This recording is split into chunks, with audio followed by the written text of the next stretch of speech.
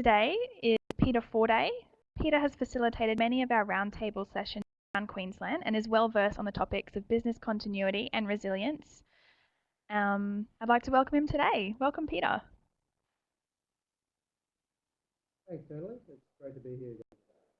And g'day, Brad, and g'day, Costa. Just got a bit of an issue, Peter. I can't hear you. Your microphone. That again. Should be on now. There we are. Hopefully people can hear me. Yeah, Natalie, it's great to be with you guys today, and g'day to Brad and g'day to Costa. So just a bit of housekeeping before we commence our session. On the right-hand side of your screen, you'll see our chat box. We'd love you to contribute throughout the session with questions, ideas and comments. At the end of each section, we'll pause for any questions, so please don't be afraid to get involved in the conversation. At the bottom of the screen, you can see 3 files ready for download. If you don't already have it, you can download our business continuity plan template that we'll be discussing today and fill it out as we go along. At the top of the screen, you'll see an icon of a person. If you select the drop-down menu beside that, there's a range of mood selections, so you can let us know how you're feeling throughout the session. If at any stage you have technical difficulties, either on your end or you think it's on our end, please let us know. So I think we're ready to go. So Peter, starting off, what is a business continuity plan? Look, that's a really good question, Natalie. A business continuity plan, it's often referred to as a disaster preparation plan or business continuity plan. Business continuity plan, or BCP, is the most common term for it, and I think that's a better term for 2 reasons. One, I think it talks about it's not necessarily needing to be invoked by a natural disaster.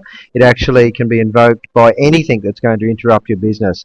So any significant interruption on your operations or on your cash flow. The other point that I want to point out is that it's a really great investment in business survival.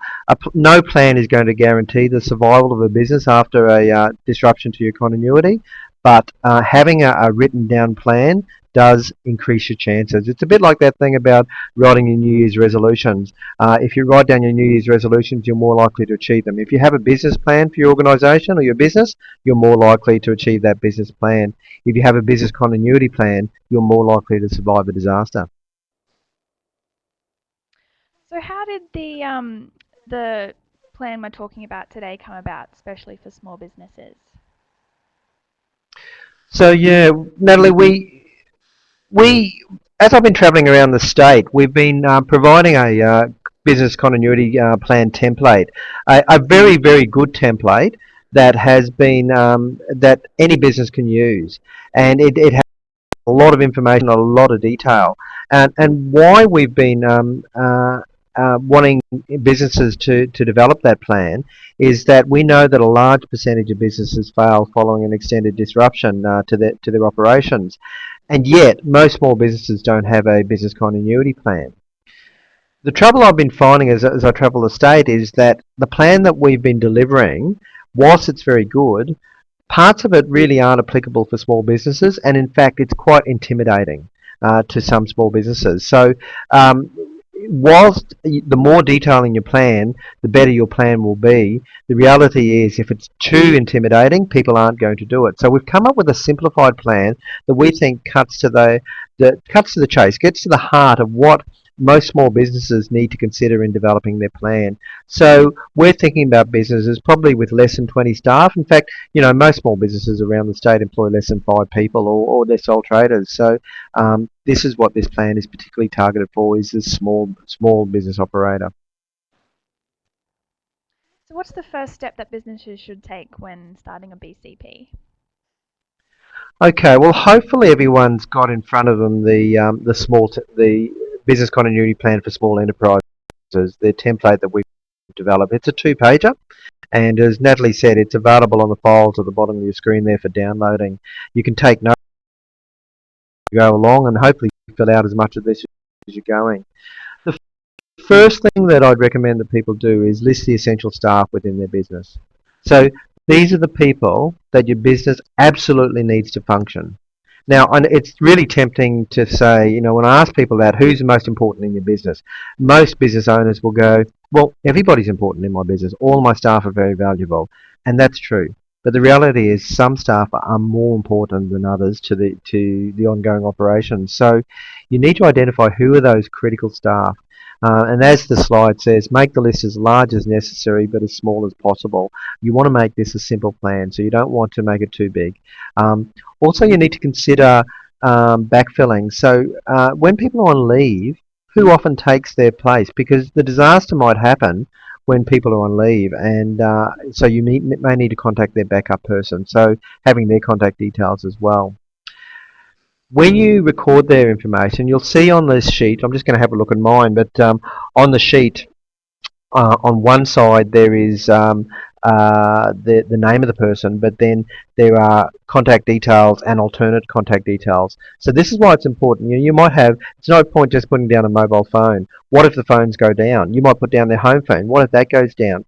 Think about other ways to contact that person. It might be through their mother. It might be through their child, It might be through the neighbour. It might be through another business owner that you know that has contact with them. It might be important for you to have their street address written down, because in times of a disaster, you may not be able to call them. You might actually go knock on their door if you can get to them. So having as many different ways to contact them in an emergency is going to be really important. So having alternate contact details is important as their direct contact details.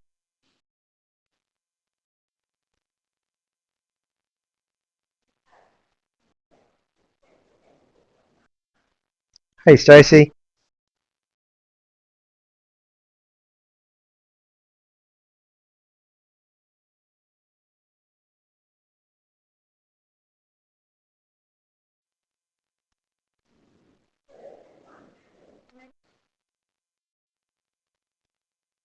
So I think Natalie's just dropped out, so I might just jump in there.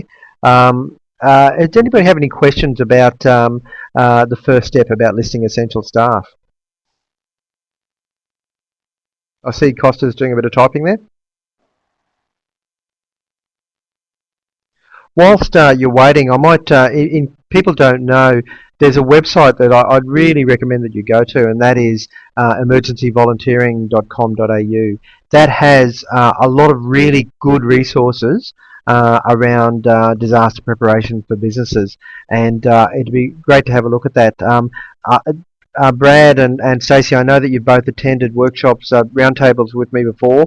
That you might recall that I've mentioned that website before, and it has things like the business continuity, the business readiness index, and it has the templates that we've been discussing in the past as well. Soon it'll have up there the small template if it's not there already. So I see, Costa, you've asked a question about what is what if the important position is a volunteer job? Well, I guess I'm not wanting to make the distinction between volunteers or paid staff. For some organisations, particularly not-for-profits, and I know that yours, Costa, is a not-for-profit, volunteers are really important. So if there is a critical volunteer in your organisation, you need to have them listed as well.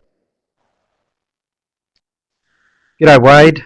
It's good to have you on board as well. And so, any other questions before? And I just want to check if Natalie's back with us. I think I am. Can you hear me? Can everybody hear Natalie? Hello. Sorry, technical difficulty there. We might move on to the next question now if no one has any other things to add there. So Peter, who outside the business should be included in the plan? Okay, so the first step, as we said, was listing your internal staff that are critical.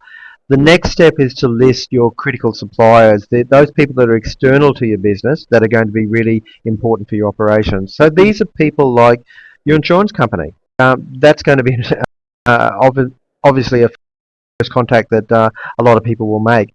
Your banker is going to be important, accountants, etc. You can see the sort of people that are there. There may be particular contractors that you use. It's important to have them listed. Anybody that you need to resume operations, you should be listing. Again, don't forget their alternate contact details as well, because if you can't contact them directly, you need a way to do that. Don't forget utilities, so for example electricity and gas, etc. Of course telecommunications and IT is going to be important for most of us these days.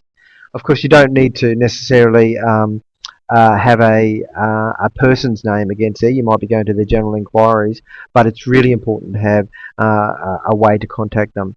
So think about your critical suppliers and start to jot those down now. There's time today if you want to start jotting those details down.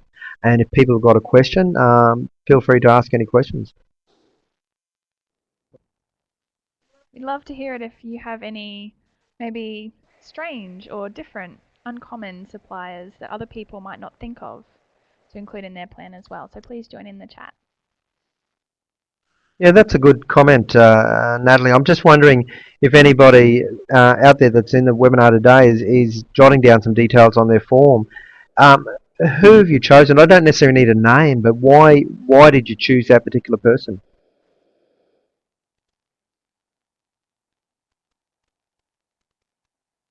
Lots of people typing. It's great to see so much interaction, guys.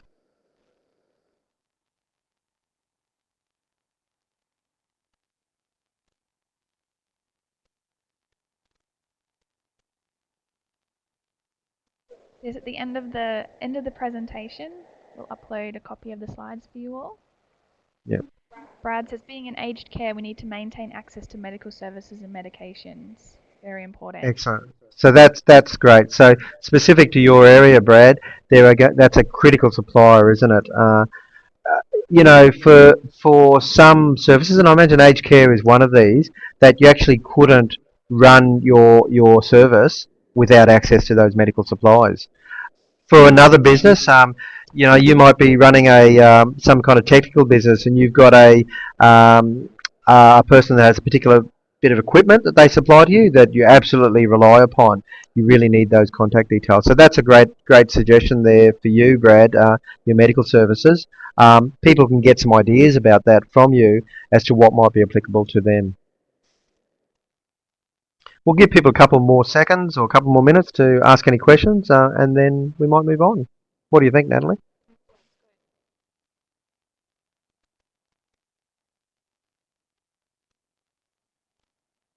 Thank you everyone for your questions so far as well. It's great to have a level of interactiveness. Yeah. So that's a good point, Brad, and that does lead us on to the next section. So I might go to that if that's okay, Natalie. Um, Yeah. the essential equipment. Now, obviously, a hospital is kind of essential equipment, but it's not equipment as such. But getting to that hospital is going to be essential. So, if the roads are flooded, how do you get there? So, look, I don't have an immediate answer for that. A backup plan to access that hospital. It might be that the hospital has to come to you in that situation. But for some people, you know, it depends on where you are. I'm not sure about the situation in Warwick, and it's probably not this drastic, Brad. But for some people, you know, they might have a small dinghy or boat that gets people to it if they can access it by a river. That might sound a bit far fetched, but you might get the idea. You need to, if vehicles are important to you, you need to know where are the keys for those vehicles. Maybe the manuals for them if people need to know how to use that. But there will be other pieces of equipment as well. So, for example, as the slide talks about their computers and printers and photocopiers, large equipment, the sort of things you need to ask yourself are, if there are particular pieces of equipment that you need, will you have access to them in time of a disaster? And if you don't, what would you do? So, for example, can you rent that equipment? Can you access somebody you can rent them off very quickly, or perhaps borrow them? This is where I guess connecting with other like businesses can be really useful to see if you can have an arrangement whereby when they're having trouble, you can use their equipment and vice versa. Now, I just want to make a quick comment about computers and just making sure that everybody's got offsite backups. It's really important that you have access you back up your data and back up your information.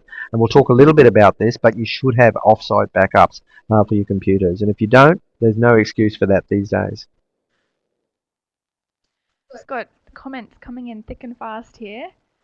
Brad says that they've got the local SES and the local helicopter owner as part of the plan. So that's Excellent. great. That's fantastic. Wade says, in relation to having a critical dependency, if you can't find an alternate supplier, you may have to find a workaround if this is necessary for your critical activities to be undertaken. Which is also a That's right. big important. And Stacey says, access to hospitals, etc. in case of flood could be a question to ask your state member or local council for what their disaster management plans are. They're excellent points, guys. You should run this webinar. And I guess that's what it's all about. Hopefully these webinars get you an opportunity to connect with each other and give each other good ideas. But they're great points. I don't think I can add too much to them. They're all really valid points.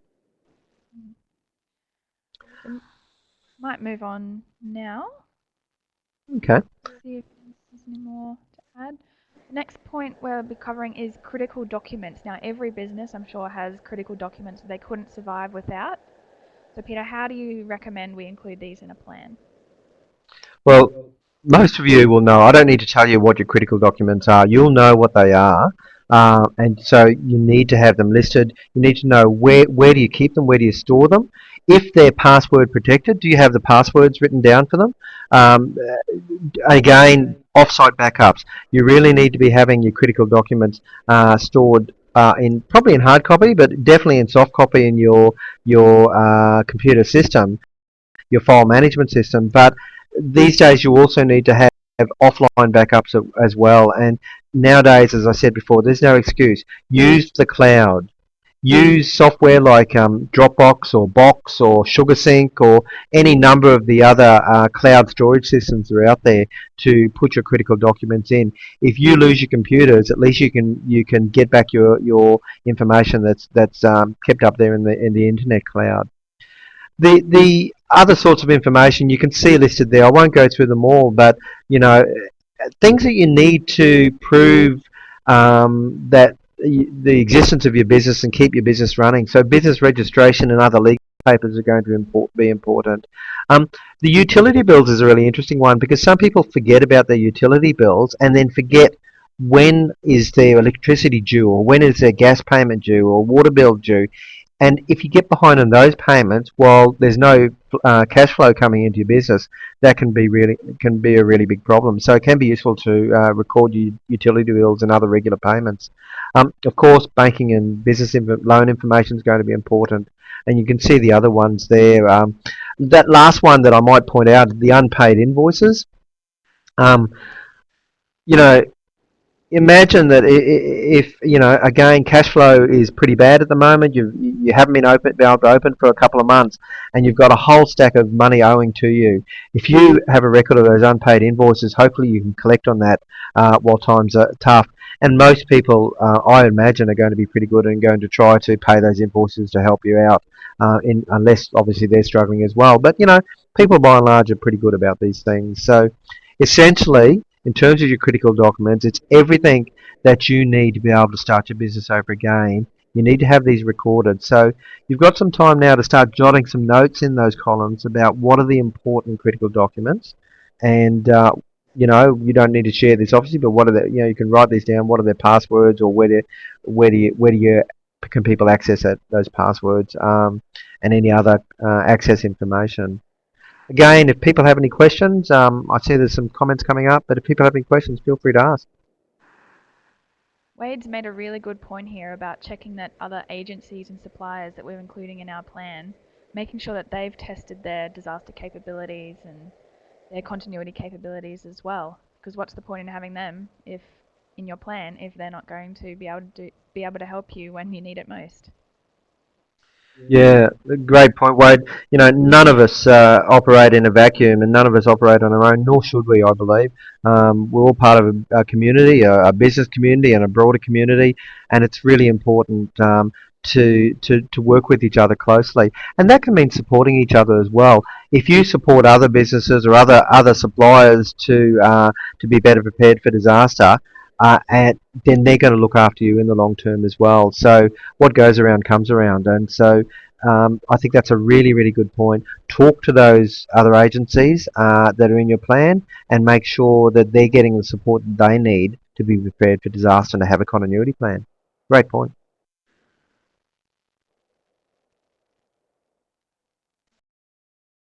Wade's made a good comment. I've found some other aged care facilities have all patient details on paper files and they're not able to be moved during an emergency. And therefore, how do they contact next of kin if they evacuate? It's a big issue, isn't it? Yeah, it's a good question. So it raised the issue of, again, of that information storage. And so when you're recording this information, when those sorts of problems come up, it makes you think then about what have you got to do to mitigate against that problem happening in the first place. Brad says, we have files that we can take with us, and in a large-scale emergency, residents are most likely to evacuate in another centre, well out of the disaster area. Brad, you must be reading ahead. I'm going to flick to the next slide because it says identify an alternative location. So, can you run your business in an alternate location? Like, if your location goes down and you can't operate from there, what are you going to do? Now, there's a couple of suggestions there, and people may have others. For example, a hotel. Some hotels, if you can afford it, obviously, have very well-equipped business facilities that you can access. So don't forget about using hotels. You might have a good relationship with one of your contractors, and they might be able to let you use their office as well. Brad, you've talked about having another centre well out of the area. So you're able to evacuate your residents there. So it's great that you've got that arrangement. The local council, it's not going to work for everybody, but some local councils have space where temporarily small businesses can go. And I know that as I've been travelling the state, some local members, whether they're state or federal, have said, look, I've got an office, I've got some spare desks. If people need to use that for a period of time, come and use it. So that is the time to utilise your local members, and make the point of getting to know them now, so that usage is easier later on. Telecommuting, is that a viable option for your staff? And for some businesses, maybe you need to think about making sure that it is a viable option for all of your staff if getting to the office is a problem. The last point I want to make is having a backup location. Now that can sound like a bit of overkill, but in a major disaster, say for example a flood or a fire, and lots of businesses are going down, you might need to have a second backup location apart from the one you've thought about. A few more comments coming in. Thank you all for contributing today. Keep them coming. Yeah, I'm just reading Wade's comment about the importance of having a discussion prior to any event. Absolutely. We'll talk about it. Actually, now's probably a good time before we move on to the next slide. But I might just come back to that point, Wade, because I think you've made a really good point there.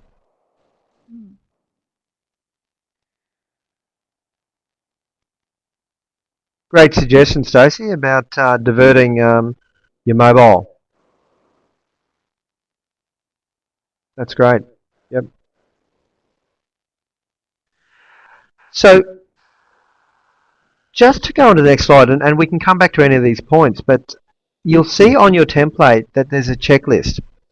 And Wade's point about having the discussion prior to any event, you'll see right down at the bottom of that checklist, and it could have gone up the top, it says test the plan. So there's two things about the plan. You need to have a copy of this plan, obviously, preferably in three forms: a hard copy of the plan, a soft copy of the plan, and you need to have it available in the cloud. So that's going to be really important. But the second thing is you need to test it. So it's a really good idea. What I suggest is that people buddy up with another business and sit down with each other and test the plan. And that means running through a bit of a desktop exercise. So one person sits down and says, right, okay, a disaster has hit. It could be a fire, it could be a flood, or it could be major telecommunications problem. I don't know, whatever the disaster is likely to hit your business. And then the other person says, well, what if this happens? What are you going to do now? And what if this happens? What are you going to do then? So that they help you to think about the contingencies that you need to build into your plan. And that's a way to test it.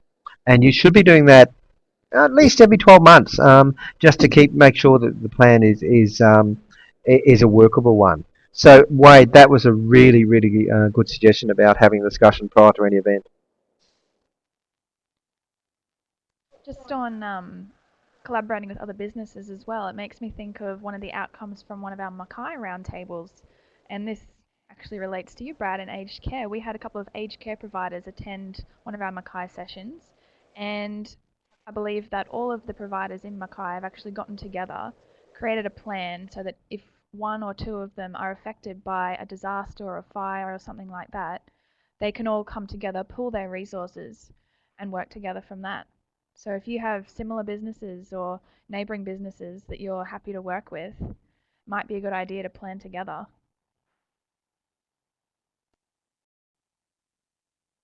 Yeah, that's a great comment, Natalie. I'm part of my local soccer club, and surrounding us we have a cricket club and we have a AFL club and another soccer club, and we've got good relationships with all of those clubs. Sporting clubs are a little bit like businesses. Traditionally we keep to our own and we guard and hoard all of our equipment so preciously, and it's all of ours, and we get very I lost the word, but we don't tend to share very often. But in times of disaster, that's when you really do need to share, to foster those relationships beforehand. The same goes for businesses and for any other not-for-profit organisations. Developing the relationships with other like organisations before the disaster happens is a really good thing to do.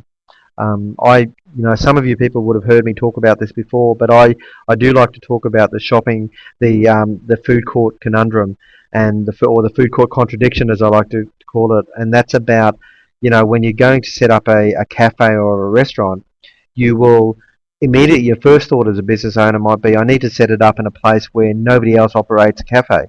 That way I can have all of the local customers to myself.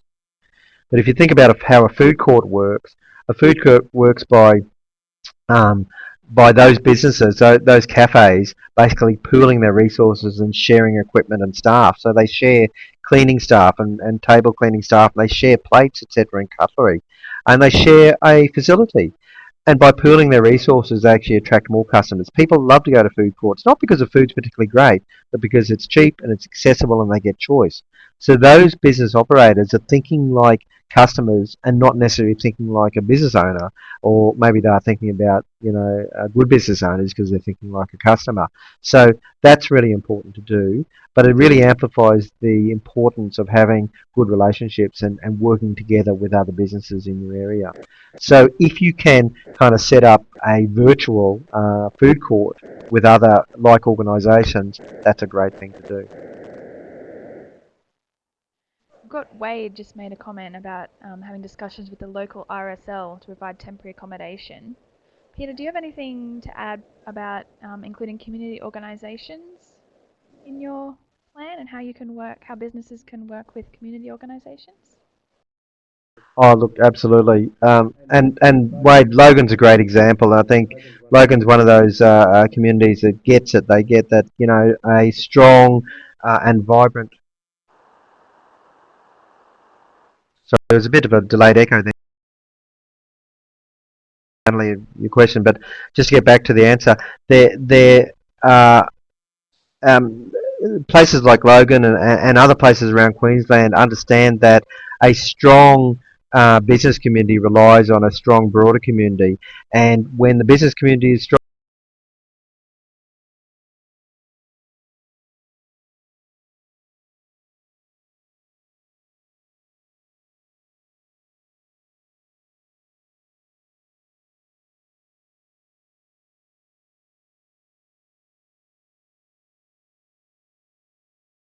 when the broader community is strong, the business community is strong. So when businesses can have positive relationships with the local not-for-profits, that's a great thing to do. People do want to support each other. I haven't been to too many places these days where people don't want to be part of their local community and to be helping each other out. And that's one of the great things about being in Queensland. So it's great to see that it happens in Logan City, and I'm sure that those sort of same relationships or similar ones can be fostered in other areas.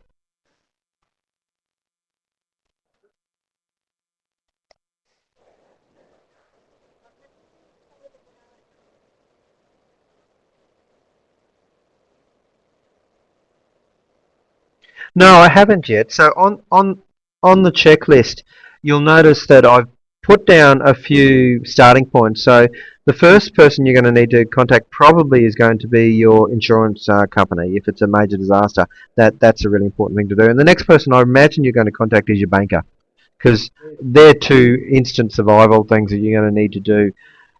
Following that, or pretty close to it, you may even do it first. You're going to need to check all your staff are okay. Beyond that, hopefully all your staff are okay, but then you're going to need a way to communicate with all of those staff and all of generally the public that are interested in knowing what's happened with your business. You know, if we all know that if a business drops out of sight for an extended period of time, you can lose a lot of customers. So you need a communication strategy for the public, but you also need a communication strategy for your staff. I know that at a discussion I was part of here at Volunteer in Queensland, they had a great idea, and Wally, one of the staff members here, talked about setting up a Facebook page just for your staff.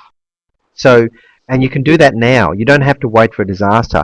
But you can make this a closed Facebook page. It does two things. It builds a sense of team. So people are able to have chats and they're about work with each other and build a sense of team. That's a great thing to do. But the other thing is during a disaster, that Facebook page, obviously if the internet is still up and running and people have access to it, can be a great conduit of information for each other about what's actually happening.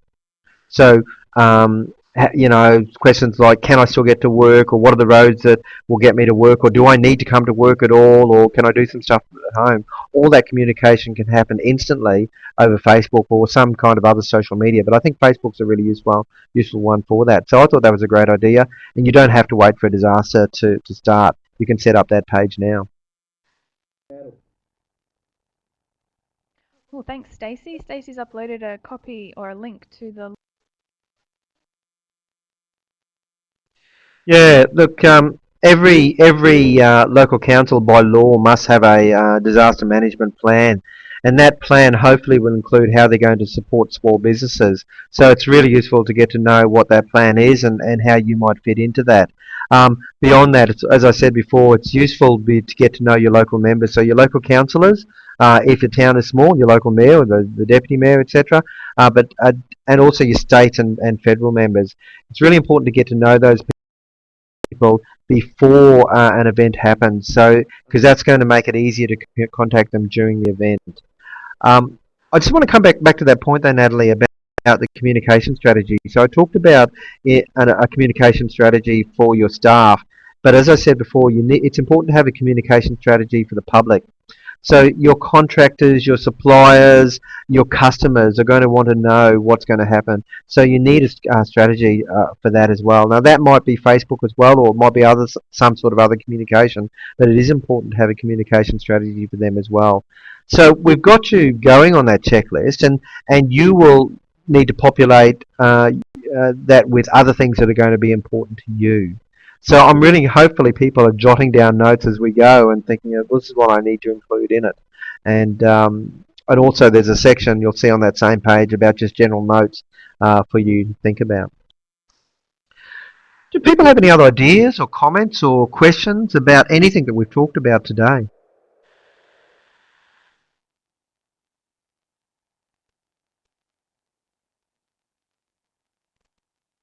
A couple of people are typing.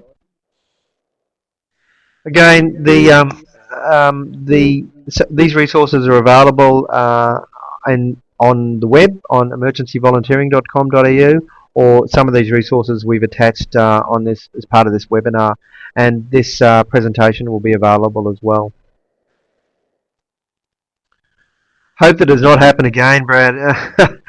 Yeah, look, I hope so too. I'm from Rocky, and I've just been watching what's happening up in Yeppoon. So it's happening all over again up in Yeppoon at the moment. So unfortunately, we don't have a lot of control over natural disasters, and some unnatural disasters we don't have a lot of control over.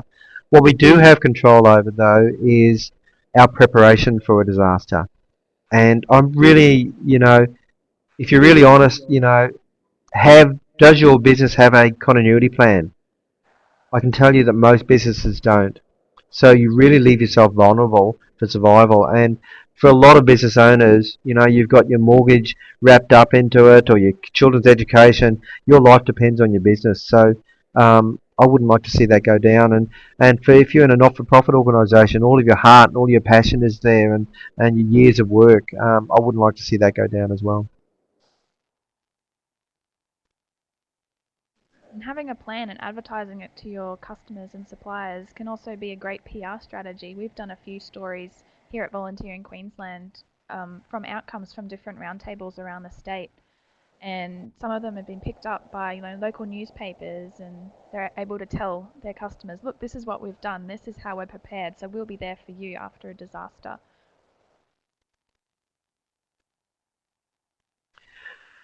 Natalie, I'm just noting Costa's comments about it's been difficult in their organisations because they operate in a couple of different venues. In some ways, Costa, that can work to your advantage as well, because that means that you don't rely on just one venue.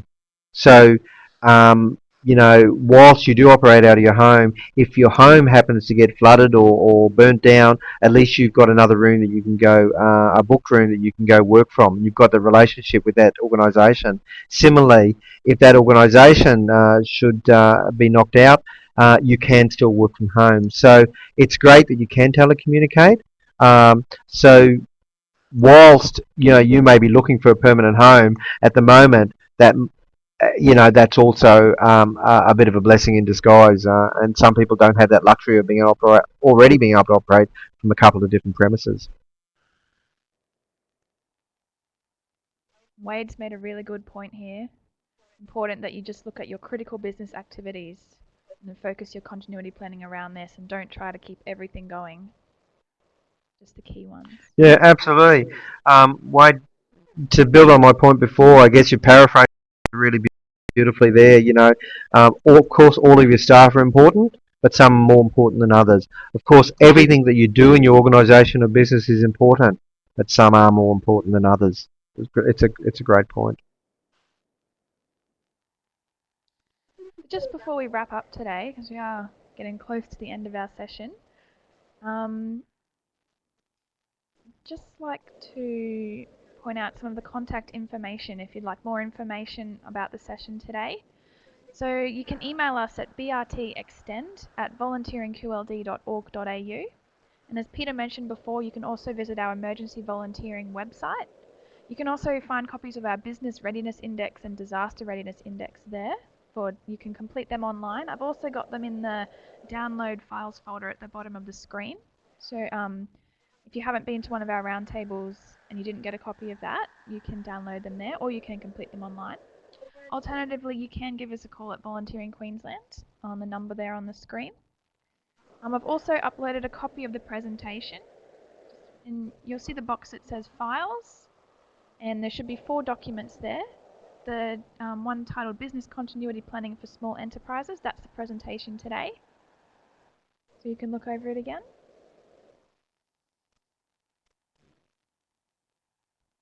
Any last comments or questions from everyone before we wrap up? Wade says, if you're working with reduced staffing, services or suppliers, then it's important to know where to put your available resources. Yep. Great point. Absolutely. Guys, you've all made some really useful comments today. I really appreciate it, and hopefully you've each appreciated some of the comments that you've made. I hope this webinar has been useful for people. And I hope the template is useful for people. I particularly hope the template is suitable for your organisation. I know that for people like Brad, as aged care, your facility might be bigger than what this simple template's got in mind. But don't forget, I think you've got access to that more complex template as well.